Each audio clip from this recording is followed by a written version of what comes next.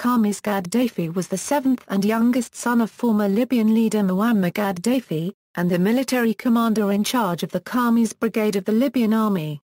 He was part of his father's inner circle. During the Libyan Civil War in 2011, he was a major target for opposition forces trying to overthrow his father.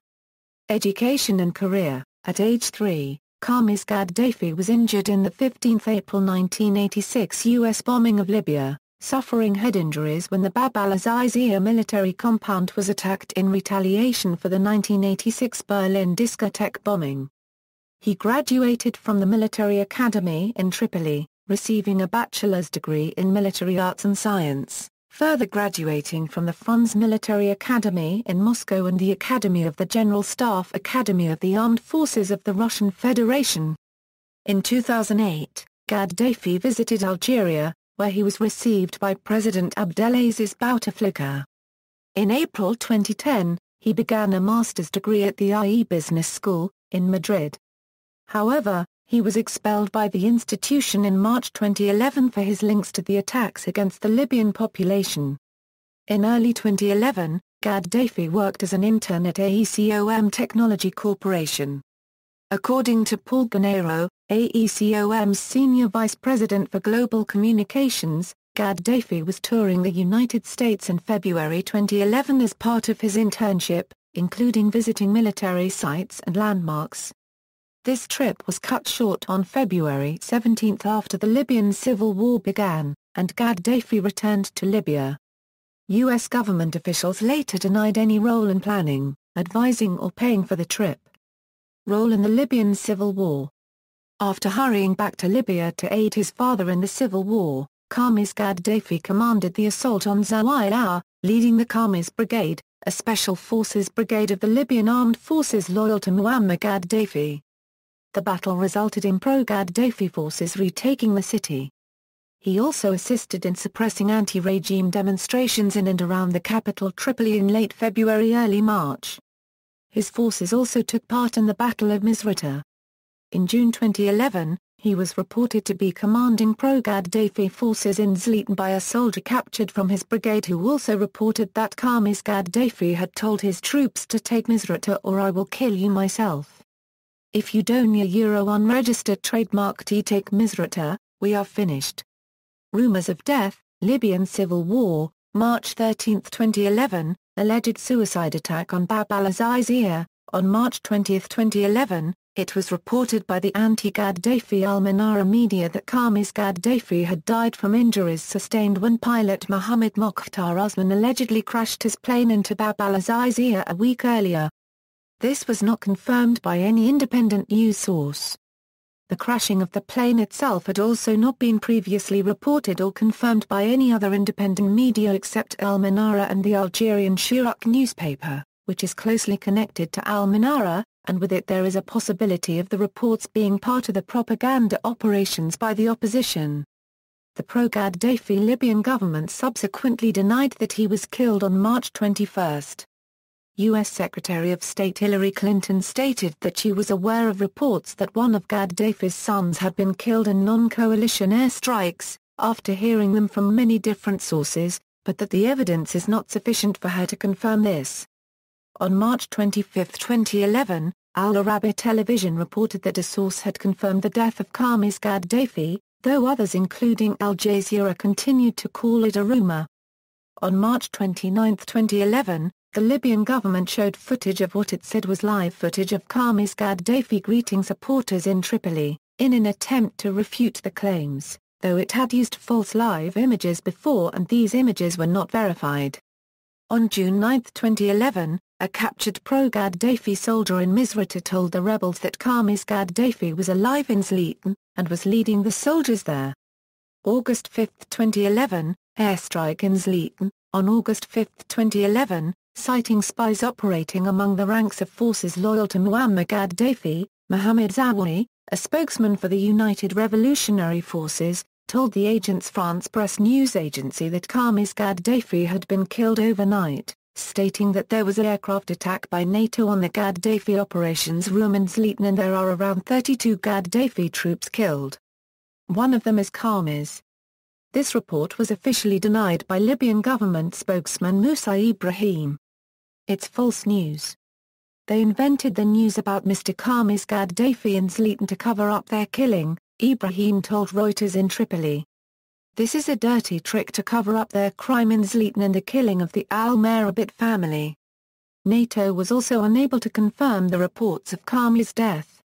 On August 9, a man who appeared to be Khamis Gaddafi was on Libyan state television speaking to a woman who had allegedly been severely injured by a NATO airstrike.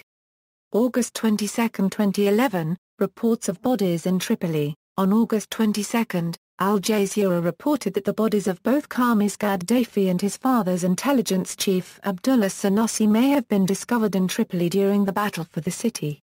However, a rebel commander later stated that he believed Khamis Gaddafi was in Bab al-Azizia.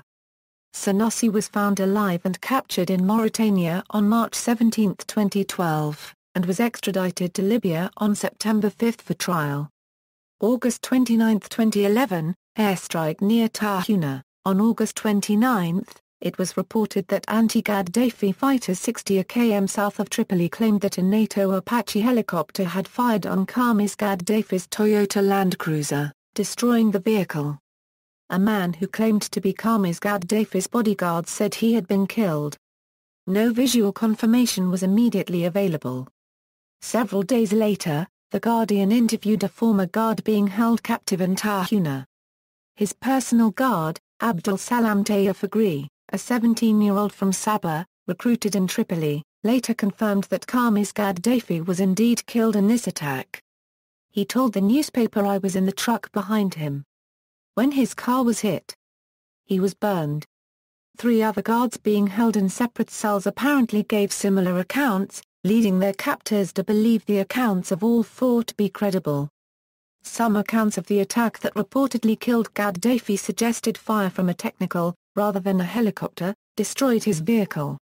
The National Transitional Council claimed on September 4 that it was now certain Khamis Gaddafi was dead and had been buried near Bani Walid. In mid-September 2011, a report stated that Gaddafi was in Bani Walid, but had left the city and his men to their fate. However, the International Business Times reported on September 15 that Khamis Gaddafi was still presumed dead. On October 15, the Syrian-based pro-Gaddafi TV station RITV posted a message mourning his death on August 29. After the war, at least one report published after the capture of Saif al-Islam Gaddafi asserted that the older Gaddafi told interrogators that Khamis Gaddafi was still alive and may be hiding in Tahuna. On February 25, 2012, Stratfor reported the capture of Khamis Gaddafi by fighters from Zintan. This was denied by the NTC. In April 2012, New York Times journalist Robert Worth met with former Tripoli Yarmouk prison captain Marwan Gdora, who confessed that after the execution of around 100 prisoners he fled the city with some 200 loyalists under the command of Khamis Gaddafi, who was killed in gun battle. Afterwards, he witnessed his older brother Saif al-Islam Gaddafi receiving condolences in Bani Walid. October 20, 2012, Siege of Bani Walid. For over a year, it was believed that Khamis died on August 2011. On October 17, 2012, a report from Human Rights Watch said Khamis Gaddafi, a son of Muammar who commanded the elite 32nd Khamis Brigade of the Libyan military, was killed on August 29 as he fled Tripoli, in what is believed to have been a NATO airstrike on his convoy. However, just 3 days later, Khamis Gaddafi was allegedly killed according to the new Libyan Deputy Prime Minister's suite during fighting in the town of Bani Walid on October 20, 2012, a year to the day Gaddafi's father Muammar was captured and killed by rebel forces in Sirte. A statement from the Libyan National Congress's spokesman, Omar Hamdan, claimed Gaddafi was killed in battle, but gave no further details. His body was allegedly found after a day of heavy fighting between the town's pro-Gaddafi garrison and militias allied to the Libyan government. The government spokesman denied that there was any official confirmation about the capture of Musa Ibrahim to Agence France Presse, and did not even talk about the rumor of Khamis Gaddafi's death. The Associated Press described the report of Gaddafi's death as an unconfirmed rumor. Musa Ibrahim, the former spokesman of Muammar Gaddafi, personally disproved the message on the arrest, saying he was not even in Libya, and denied the most recent reports on the death of Khamis. On October 24, 2012, government spokesman Nasser al-Manna retracted and apologized for false reports from the government and the National Congress regarding the killing of Khamis Gaddafi and the capture of Musa Ibrahim. On March 7, 2014, while reporting about the capture of Khamis' older brother al-Saudi Gaddafi, Daily Telegraph journalist Robert Spencer repeated earlier claims that Khamis was killed while trying to flee the vicinity of Tripoli in 2011. References